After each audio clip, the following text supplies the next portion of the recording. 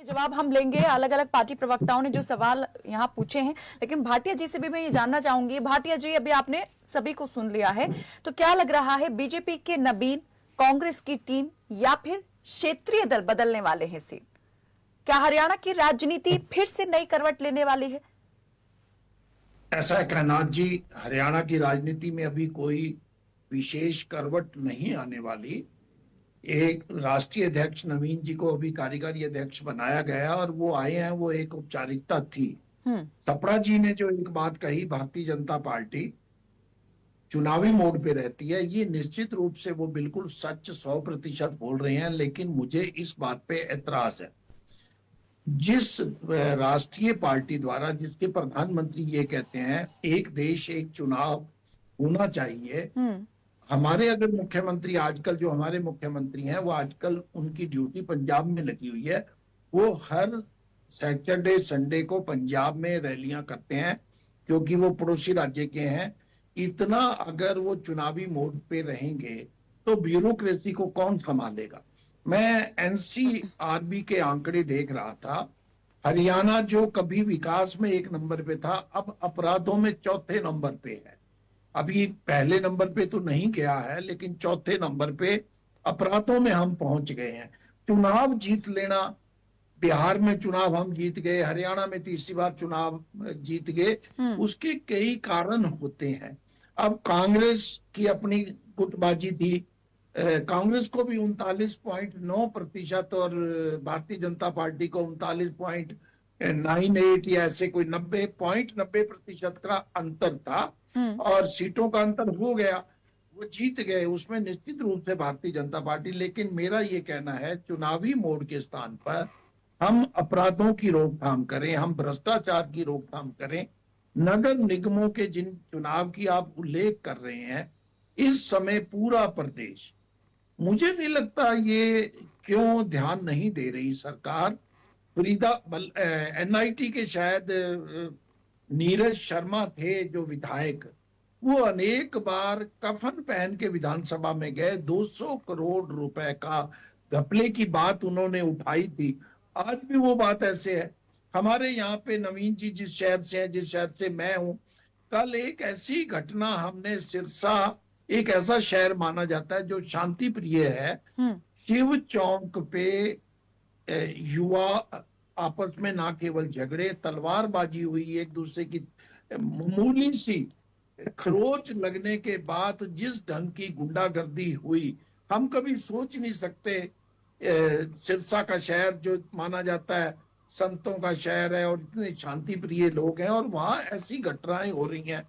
हमारे यहाँ पे एक ठेकेदार है, मैं उनका नाम नहीं लूंगा, 5 करोड़ की फिरौती है मांगी हुई है बाहर से, कनाडा से किसी ग्रुप ने, और उनको बाकायदा जो है गनमैन प्रोवाइड करवाया गया है। ये तो वो सामने आए हैं, और कई लोग ऐसे हैं जो फिरौती दे चुके हैं। कानून व्यवस्था खराब हुई है और निकायों में भ्रष्टाचार की इतनी बुरी हालत है। जो पंजेटा जी पानी की बात बता रहे थे, मैं आपको ये बताऊं, मुझे 46 सालों से मैं जर्नलिज्म में हूं। अगर अखबार में एक खबर लग जाती थी भी पानी प्रदूषित आ रहा है, तो पूरा प्रशासन एक्टिव हो जाता था। अब सारे शहर का पानी, हमारे यहाँ एक राष्ट्रीय अखबार ने एक सीरीज चलाई, सारे जिले का पानी, सारे शहर का पानी, 500 टीडीएस से लेके 1900 टीडीएस वाला पानी जो है वो नलों में आ रहा है, सीवर युक्त पानी आ रहा है। आप सीएम विंडो पे शिकायत करो, कहीं पे शिकायत करो, उसका असर नहीं हो रहा। मुख्यमंत्री जी को चुनावी मोड पे रहने के स्थान पर अभी 1 साल हुआ है, हनीमून पीरियड उनका खत्म हो चुका है। आप 4.5 वर्षों बाद चुनावी मोड पे जाना, आप अभी काम करें, काम करके दिखाएं, जो समस्याएं हैं उनको दूर करें। हमारे पास लंबा चौड़ा बजट नहीं है, मैं आपको पिछली बार भी बताया था, बजट पे बैठ के हो रही हैं। 2.25 लाख करोड़ का बजट होगा, लेकिन विकास पर केवल 60,000 करोड़ है। आयुष्मान कार्ड की जो बात थी, अब पिछले 1 वर्ष में चिकित्सकों ने कम से कम 3 बार, मुझे याद है, 3 बार वो स्ट्राइक पे गए। उन्होंने कहा हम इलाज नहीं करेंगे। सरकार ने 200-300 करोड़ जारी कर दिया, उसके बाद 11 बीमारियां सिविल हॉस्पिटल्स को दे दी। सिविल हॉस्पिटल्स में 700 डॉक्टर की सीटें खाली हैं, वहां काम नहीं होता, आबादी बढ़ रही है। आप सुभाष सपड़ा जी, मेरे को ऐसा आभास हो रहा है कि ये एजुकेशन से रिटायर हुए हैं। एजुकेशन में जो प्राध्यापकों की पोस्टें हैं, आप 20 किलोमीटर में आप तो कॉलेज बना रहे हो, आपने कितने नए प्रिंसिपल लगाए हैं, कितने नए प्राध्यापक भर्ती किए हैं।